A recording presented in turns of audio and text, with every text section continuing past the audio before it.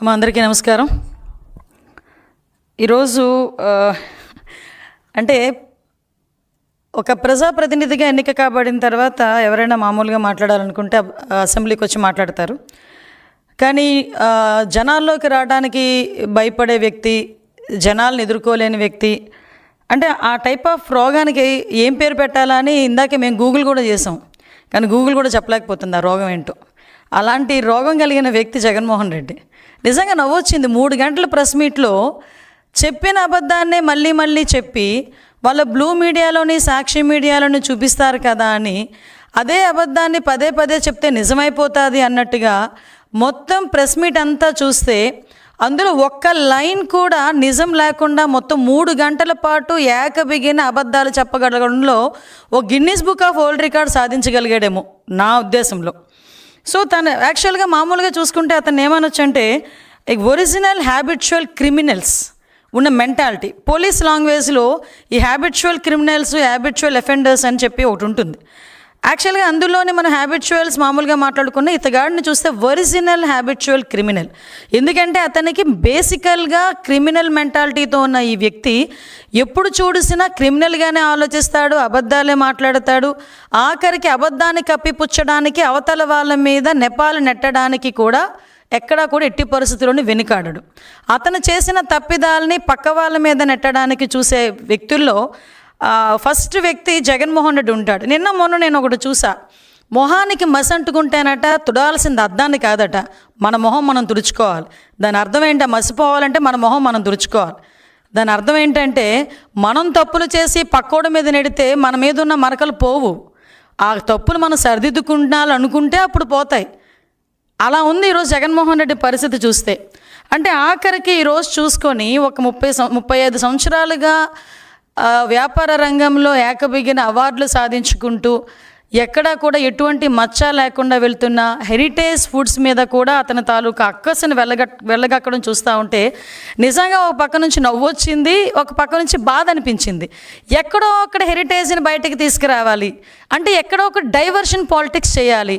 ఇప్పుడు మొత్తం ఆంధ్రప్రదేశ్లోనే కాదు భారతదేశంలో వెంకటేశ్వర స్వామి భక్తులందరూ కూడా ఈరోజు ఆ కల్తీ జరిగింది, మహాపాపం జరిగింది అని గురించి మాట్లాడుకుంటా ఉంటే దీని అంతటినీ సైడ్ చేసి ఎక్కడో ఇప్పుడు సంబంధించిన కొన్ని కంపెనీస్ని తీసుకొచ్చి అదేవిధంగా హెరిటేజ్ కంపెనీ మీద వీటి మీద ఏదో రకంగా బురద జల్లాలి అని చెప్పి ఒక రకంగా మాట్లాడే పరిస్థితి కనిపిస్తూ ఉంటే, ఇందాపూర్ డైరీ గురించి మాట్లాడే పరిస్థితి కనిపిస్తూ ఉంటే నిజంగా బాధ అనిపిస్తుంది. ఇందాక ప్రెస్ మీట్ పెడుతూ నా దగ్గర చాలా ఆధారాలు ఉన్నాయి, ఇన్ని పేపర్స్ తీసుకొచ్చాడబ్బా.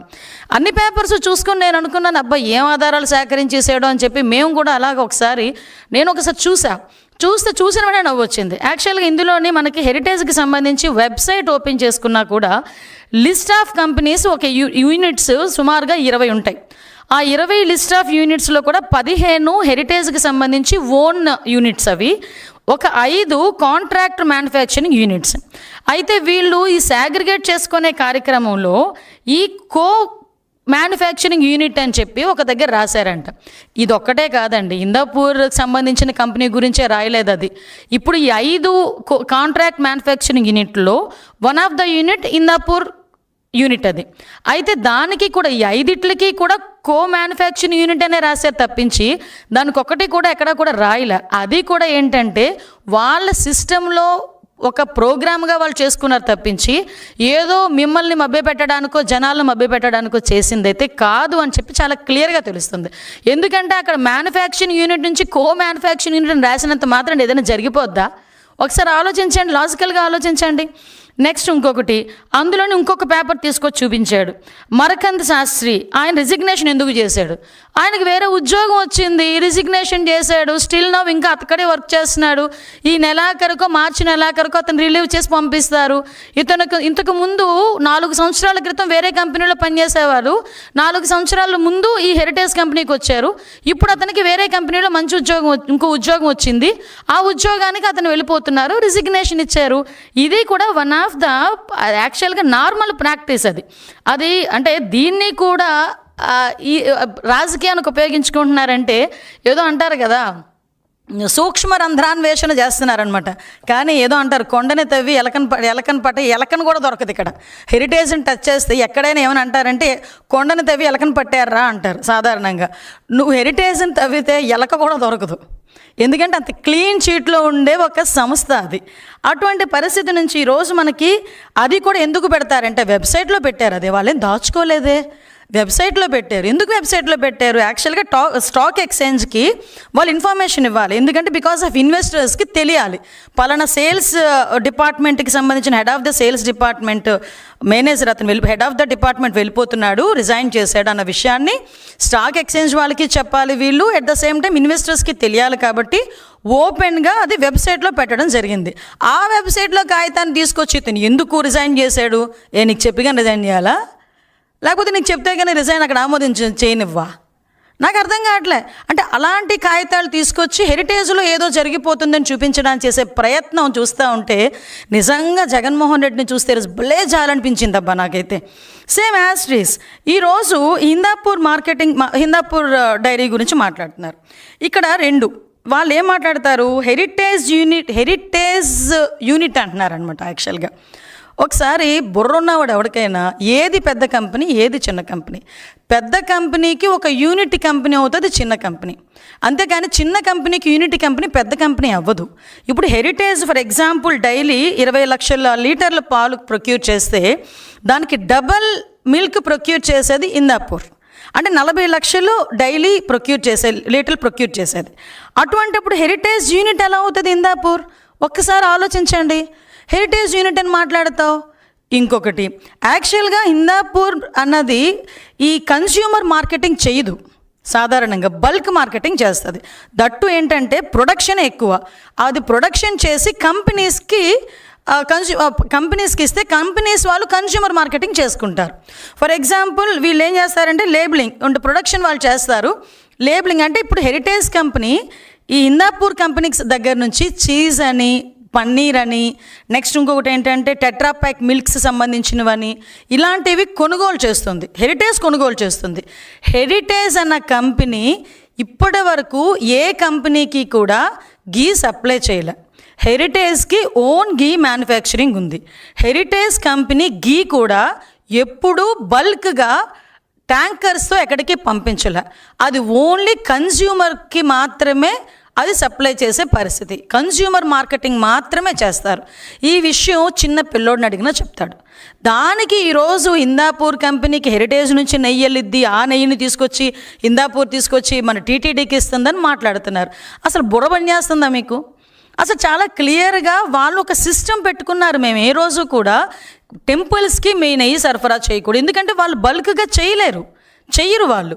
ఎందుకు వాళ్ళ మార్కెటింగ్ వాళ్ళకు ఉంది, కన్స్యూమర్ మార్కెటింగ్ వాళ్ళకు ఉంది. సో దట్ వాళ్ళు అలా వెళ్తారు. వీళ్ళు కొన్ని సిస్టమ్స్ పెట్టుకున్నారు. అంటే ఒక సైద్ధాంతికంగా వెళ్ళాలి అనే ఉద్దేశం హెరిటేజ్ కంపెనీ వాళ్ళకు ఉంది కాబట్టి అలా వెళ్ళారు. సో దాని వరకు వెళ్తుంది. ఇంకొకటి ఏం చెప్పారు, నిజంగా ఇది చూస్తే నాకు నిజంగా నవ్వొచ్చిందండి. 2015లో అంట అతనికి 300 రూపాయలకో 280 రూపాయలకో నెయ్యి ఇచ్చారంట. ఇప్పుడు 2026లో అతనికి 650 రూపాయలకి హిందాపూర్ కంపెనీకి నెయ్యి సప్లైకి ఇచ్చారట. ఆ అంత డబ్బులు ఎందుకు పెంచారు? 650 రూపాయలు ఎందుకు పెంచారు? 650 రూపాయలకి అంటే హెరిటేజ్ ఇందులో హస్తం ఉంది అని చెప్పి అక్కడ కూడా తీసుకొచ్చి హెరిటేజ్ని ఫిక్సప్ చేయడానికి అని చెప్పి ట్రై చేస్తున్నారు. అయ్యా జగన్మోహన్ రెడ్డి గారు, ఒకసారి భారతిరెడ్డి గారిని మీరు సాక్షి పేపర్ పెట్టేటప్పుడు ఎన్ని రూపాయలండి ఒకసారి అడగండి. నాకు తెలిసి 2 రూపాయలు అనుకుంటా అప్పుడు. ఇప్పుడు ఎంతో అడగండి ఒకసారి. అదే 2 రూపాయలకు అమ్ముతున్నారా, లేకపోతే 6.5 రూపాయలకు అమ్ముతున్నారా సాక్షి పేపర్ని? ఒకసారి కనుక్కోండి. మరి 2 రూపాయల నుంచి 6.5కి ఎందుకు చేశారండి? ఎవడు జేబులు నింపుకోవడం చేశారు? అదేవిధంగా భారతీ సిమెంట్స్ నాకు తెలిసి 2014 ఆ టైంలో 250 రూపాయలు అనుకుంటా, ఇప్పుడు 450 రూపాయలు. మరి ఎందుకు పెరిగింది? అంటే 2015లో పాల ప్యాకెట్ ధర 19 రూపాయలు ఉంటే 2026కి పాల ప్యాకెట్ ధర 40 రూపాయలబ్బా. పాల ప్యాకెట్ ధర పెరిగితే ఆటోమేటిక్గా నెయ్యి ధర పెరిగిద్ది కదా. ఆఫ్కోర్స్ నీకు ఎలా తెలుస్తుందిలే, పాలే లేకుండా నెయ్యి తీసేటంత టెక్నాలజీ నీకు సాక్షి టీవీలోని లేకపోతే నీ తాడేపల్లి ఇంట్లోనే ఉంది కదా, ఆటోమేటిక్గా నీకు తెలియకపోవచ్చు.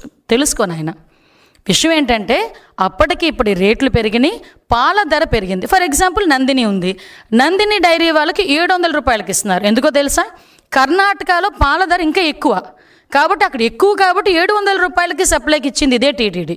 మరి దాని గురించి ఎందుకు మాట్లాడట్లా అంటే విషయం ఏంటంటే ఇప్పుడు ఇంకొకటి ఇందాపూర్ కంపెనీకి సంబంధించి మీరు చెక్ చేసుకుంటే సుమారుగా నందిని డైరీకి 40 లక్షల లీటర్లకు సంబంధించి గీ సప్లై ఆర్డర్ ఉంటే ఇందాపూర్కి 5 lakhs. నిజంగా హెరిటేజే ఇన్వాల్వ్ అయ్యింది అనుకుంటే ఆ 50 లక్షలు హెరిటేజ్ ఇందాపూర్ తీసుకోలేదా? ఆ చిన్న చిన్న లాజిక్స్ ఎందుకు మిస్ అవుతున్నావు అబ్బా? అదొకటి. నెక్స్ట్ ఇంకొకటి మనం మాట్లాడుకుంటే ఇట్టి పరిస్థితుల్లో ఇందాక కూడా చెప్పాను, ఇందాపూర్ అనే దగ్గర ఈరోజు వరకు హెరిటేజ్ కంపెనీ ఏది సప్లై చేయలేదు. ఒకటి, ఇందాపూర్ కంపెనీ దగ్గర నుంచి హెరిటేజ్ కొనుక్కున్నది తప్పించి అది కూడా ఏంటి చీజ్ ఇవి కొనుక్కున్నారు. ఎంత దౌర్భాగ్యం అంటే ఇందాక ఆ బొత్స సత్యనారాయణ గారు ఎల్ఓపి కౌన్సిల్ ఎల్ఓపి ఆయన చీజ్ ప్యాకెట్ చూపించి నెయ్యి ప్యాకెట్ అంటాడు ఆయన. అంటే చీజ్కి గీకి కూడా తేడా తెలియకుండా ఉండే పరిస్థితి. అంటే నేను అనుకున్నాను ఏదో అంటారు కదా 6 నెలలు సహవాసం చేస్తే వాళ్ళు వీళ్ళు అవుతారంట. పాపం బొత్స సత్యనారాయణ గారు యాక్చువల్గా చాలా తెలివైన పొలిటీషియన్. జగన్మోహన్ రెడ్డి హయాం దగ్గరికి వచ్చేసరికి ఆయన కూడా ఈయనలాగే తయారయ్యాడు. సారీ పెద్ద ఆయన, నేను అంతకుమించి ఎక్కువ మాట్లాడకూడదు కానీ నేను చెప్పాలి. ఎందుకంటే ఒక తప్పుడు ప్రచారాలు ఎవడు చదువుతాడులే అని. కానీ మీడియా అలా ఉండదు కదా, చీజ్ ప్యాకెట్ చూపించి గీ ప్యాకెట్ అంటాడు ఆయన. అంటే ఇంత దారుణంగా వీళ్ళు అబద్ధాలు ఆడేసి తిరిగి మనకి మాట్లాడే పరిస్థితి కనిపిస్తూ ఉంది. ఇంకా విషయంకి వస్తే బోలేబాబా, అది కూడా నిజంగా నాకు భలే నవ్వొచ్చిందబ్బా బోలేబాబా కంపెనీ గురించి మాట్లాడుతూ ఉంటే. బోలేబాబా కంపెనీస్ అన్నవి 2 కంపెనీస్, అవి వేరు కంపెనీలు. ఒకటి బోలేబాబా ఫుడ్ ఇండస్ట్రీస్, ఇంకొకటి బోలేబాబా ఆర్గానిక్ మిల్క్ లిమిటెడ్. ఇందాక చాలా ఎటకారంగా హెరిటేజ్ ఇక్కడ అదే కదా, విజయవాడలో అదే కదా, వైజాగ్లో హెరిటేజ్ అదే కదా, దాన్ని మారిద్దా అంటాడు. ఏదైనా అంటే ప్రాపర్ వేలో ఒక కంపెనీ పెట్టి వ్యాపారం చేస్తే తెలిసిద్ది. అంతే తప్పించి సూట్ కేస్ కంపెనీలు అలాగే డొల్ల కంపెనీలు పెడితే ఎలాగే ఏడ్చిద్ది నాలెడ్జ్. నేను ఎందుకంటే చెప్తున్నా, ఇక్కడ బోలేబాబా మిల్క్ ఫుడ్ ఇండస్ట్రీస్ అన్నది ఒకటి, అది ధోల్పూర్. అంటే ఇక్కడ విషయం ఏంటంటే అది Bhole Baba organic milk limited. Bhole Baba organic milk limited అన్నది మాత్రమే టీటీడీకి గీ సరఫరా చేసింది. అదే ఈరోజు సిబిఐ మన ఛార్జ్ షీట్లో కూడా వన్ ఆఫ్ ద అక్యూజ్డ్ కింద ఈరోజు ఆ స్కామ్లో ఉన్నట్టుగా ఉంది.